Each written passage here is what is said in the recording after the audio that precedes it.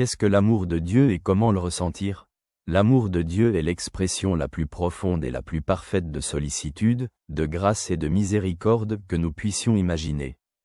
Il est inconditionnel, immuable et accessible à chacun, indépendamment de son passé, de ses erreurs ou de ses imperfections. Les Écritures saintes et l'expérience spirituelle nous enseignent que l'amour de Dieu est une force qui guérit, transforme et donne sens à notre vie. Dans l'Évangile selon Jean, nous trouvons l'un des témoignages les plus importants de l'amour de Dieu. Car Dieu a tant aimé le monde qu'il a donné son Fils unique, afin que quiconque croit en lui ne périsse point, mais qu'il ait la vie éternelle. Évangile selon Jean, chapitre 3, verset 16. Le sacrifice de Jésus-Christ montre combien l'amour de Dieu est immense et insondable. Un amour qui donne tout pour que nous puissions vivre. L'amour de Dieu est également personnel. Dans le livre de Jérémie, Dieu dit « Je t'aime d'un amour éternel, c'est pourquoi je t'ai attiré par ma grâce » livre de Jérémie, chapitre 31, verset 3. Chacun de nous est unique aux yeux de Dieu, qui connaît nos cœurs, préoccupations et désirs. La psychologie souligne que le sentiment d'être aimé est essentiel pour notre santé émotionnelle et mentale. La conscience que Dieu nous aime inconditionnellement aide à construire un sens de notre valeur personnelle, d'acceptation et de sécurité. Cet amour est indépendant de nos réussites ou de nos échecs, c'est un don que nous pouvons accepter avec un cœur ouvert. Comment pouvons-nous ressentir l'amour de Dieu au quotidien? Tout d'abord, il vaut la peine de se tourner vers Dieu dans la prière. Le psalmiste plaide « Écoute, Seigneur, ma voix quand je t'appelle. Aie pitié de moi et exauce-moi » livre des psaumes, psaume 27, verset 7.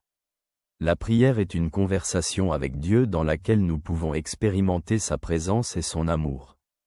Deuxièmement, nous pouvons découvrir l'amour de Dieu dans sa parole.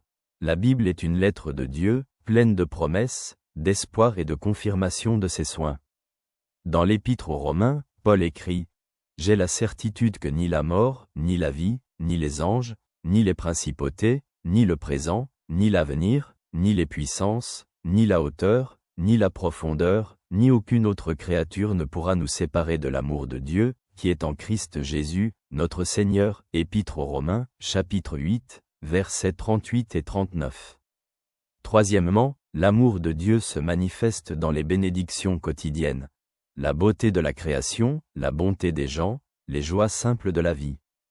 Voir ces dons nous enseigne la gratitude et ouvre notre cœur à son action. Quatrièmement, nous pouvons ressentir l'amour de Dieu en le partageant avec les autres. Jésus dit « Voici mon commandement. Aimez-vous les uns les autres comme je vous ai aimé. » Évangile selon Jean, chapitre 15, verset 12.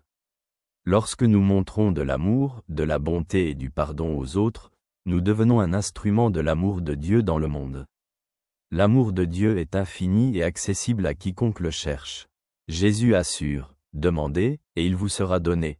Cherchez, et vous trouverez.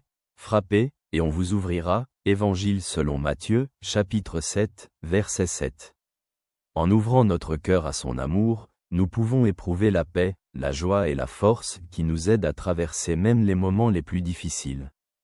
L'amour de Dieu est la fondation de notre vie spirituelle. C'est une force qui apaise nos cœurs, renouvelle notre espérance et nous guide vers la plénitude de vie.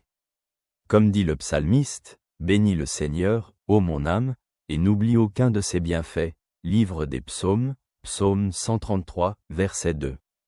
Dans son amour, nous trouvons tout ce dont nous avons vraiment besoin. Merci d'être là. Que Dieu te protège.